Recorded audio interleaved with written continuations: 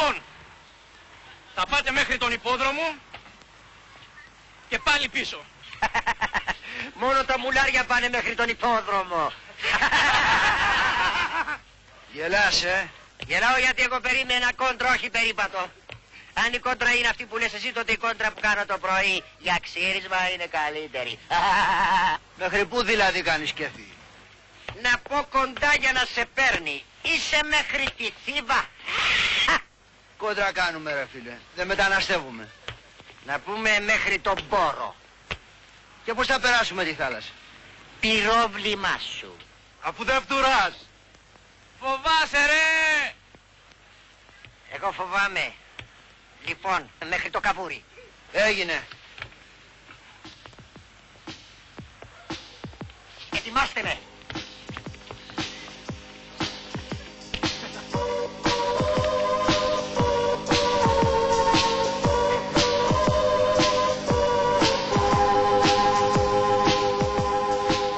Έτοιμη η λήψη.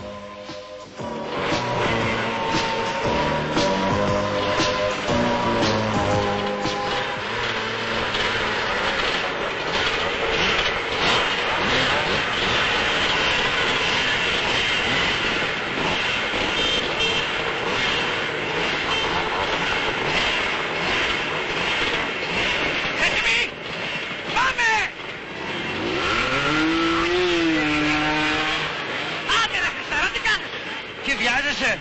15 χιλιομετράκια θα του ρίξω.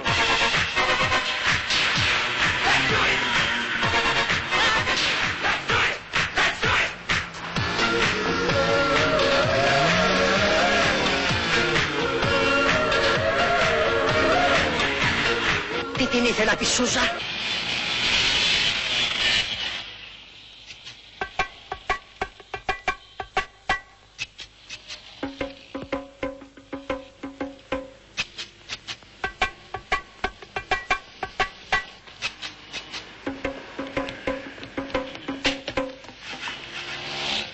Άγιε Φλωρίνης, βάλ' το χέρι σου.